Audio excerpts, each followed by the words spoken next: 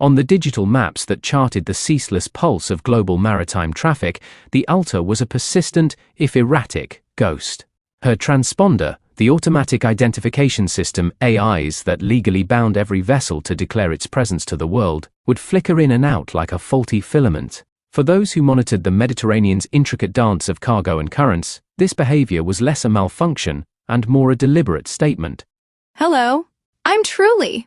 If this is your first time or you're a frequent listener on my channel, welcome. If you haven't done it already, do not forget to like, subscribe, and click the notify button to listen to more stories in the future. Thank you. Constructed in 1976 as the Tananger, she had worn more names than most ships saw in a lifetime: Seraphina, Sea Serpent, Odyssey, among others, before finally settling on Alta in 2017. Each identity seemed less a proud declaration and more a temporary disguise, particularly those adopted in her later years. It was a pattern, easily observed by anyone with access to the international shipping registers, that whispered of an intent to obscure, to evade. A ship, much like a person, didn't shed its skin so frequently without reason, and the reasons seldom bordered on the legitimate. By 2015, the Alta was theoretically equipped with AIs, a system designed to bring transparency to the high seas. Yet, her movements, when they were broadcast at all, often painted a picture of casual defiance. The Mediterranean, a bustling thoroughfare for legal trade, was also a sprawling network of illicit routes, and the Alta seemed to navigate both with unsettling ease. When her AIs was active, she'd lumber predictably between major ports, Piraeus to Genoa, Valletta to Alexandria, seemingly an innocent bulk carrier, but then, without warning, the signal would vanish. These periods of silence were what truly intrigued the analysts. Hours, sometimes days, would pass with the Alta erased from every tracking screen. She didn't sink, she always reappeared, often hundreds of nautical miles from her last known position, her trajectory now heading in an entirely new direction. The very act of deactivating AIs was a significant red flag, a blatant disregard for maritime safety, and an implicit acknowledgement of activities best kept in the dark. For a vessel that had undergone so many cosmetic changes over the years, the frequent digital disappearances only compounded the suspicion. Each time she flickered back into existence, the silent question hung in the air: what had transpired in the void? And more pressingly, who or what had she been carrying? In October of 2018, however, the Alta shed her familiar deceptive dance in the Mediterranean for an entirely new, audacious performance. She embarked on a voyage from Greece, not to another European port or a North African coast, but across the vast expanse of the Atlantic, bound for Haiti.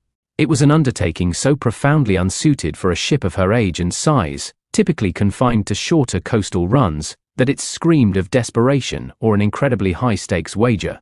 Such a long exposed journey for a vessel known for its clandestine movements only intensified the silent questions that followed her like a shadow. Was this a final grand delivery, or a forced, desperate flight? The answers, as always with the Alta, remained elusive. Far from the watchful eyes of Europe's coastal authorities, deep in the relentless swell of the Atlantic, her luck, or perhaps her carefully cultivated facade, finally ran out. Her engines failed.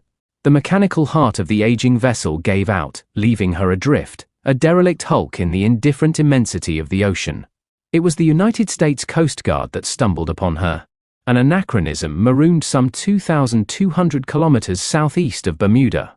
They rescued the crew, a small group of anonymous faces whose relief at being saved offered no clues to the ship's true purpose. Once the crew was safe, the Alta was abandoned, left to the mercy of the currents, her AIs, predictably, having long since fallen silent, severing her last digital tether to the world. What transpired immediately after her abandonment became a whispered maritime legend, a series of unverified reports that only deepened the enigma. One persistent rumor suggested she was somehow towed, not to a salvage yard, but to the distant shores of Guyana, only to be hijacked there, her mysterious cargo, or perhaps her very hull the prize, before being abandoned a second time. No official record corroborated these claims, no AI signal ever flickered back to life to confirm her course, her plight, or her phantom journey. She had simply vanished from the global stage, becoming a true ghost ship, her whereabouts known only to the shifting currents and the rare chance encounter. Then, nearly a year later, in August or September of 2019, the ghost reappeared. It was the HMS Protector, a British ice patrol ship, that sighted her, not in some remote, uncharted region, but eerily close to where she had first been abandoned, near Bermuda. She floated, an inert monument to maritime mystery, her hull rusting, her decks silent. She was still afloat, still drifting, carried along by the slow, inexorable churn of the North Atlantic.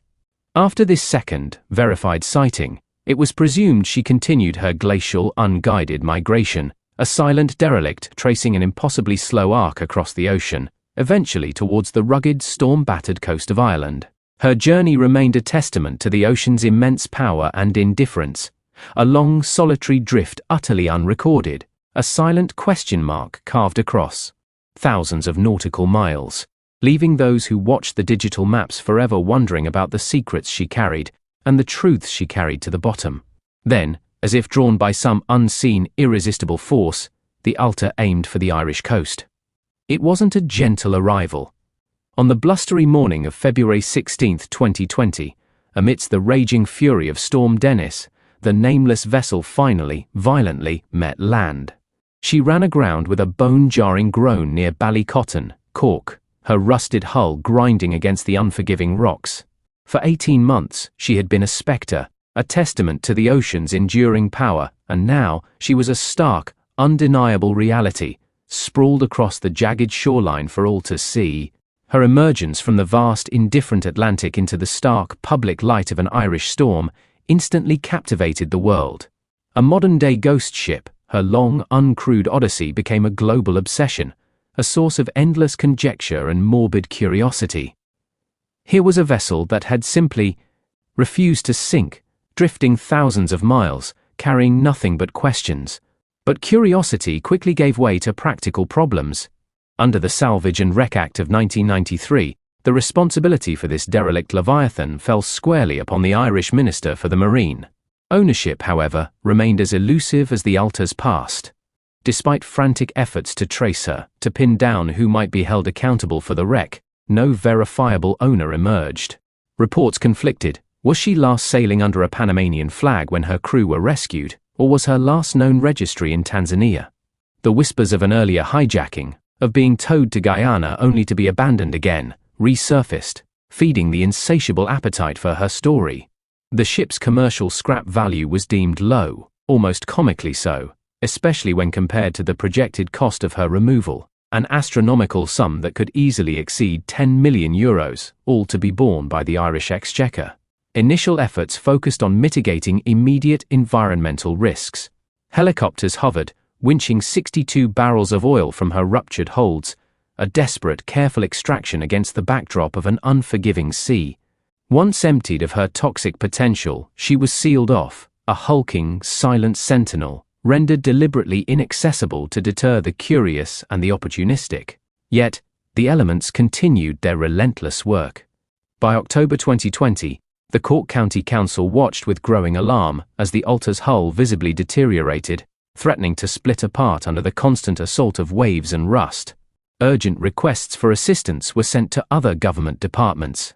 Options were weighed. Could she be scrapped in situ, a slow, agonizing dismemberment? Could she be towed back out into the open sea, scuttled, and allowed to return to the depths from whence she came? The discussions stretched on, as protracted as the Alta's own journey. The ocean, however, made its own decision. By early 2022, after a series of particularly brutal storms, the Alta's hull, succumbing to the inevitable, finally cleaved in two, a jagged, gaping wound confirming her demise as a single coherent vessel.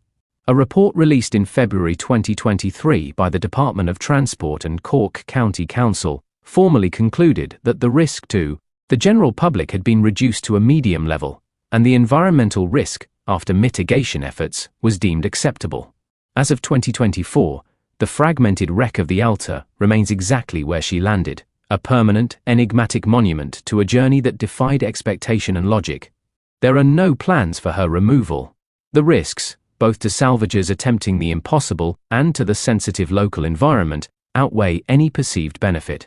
She lies there, two halves of a forgotten secret, half submerged, half exposed, enduring the relentless Irish weather, a stark, rusted testament to the ultimate, unyielding power of the ocean, and the enduring mystery of what secrets she truly carried, and ultimately, delivered to the silent depths around Ballycotton.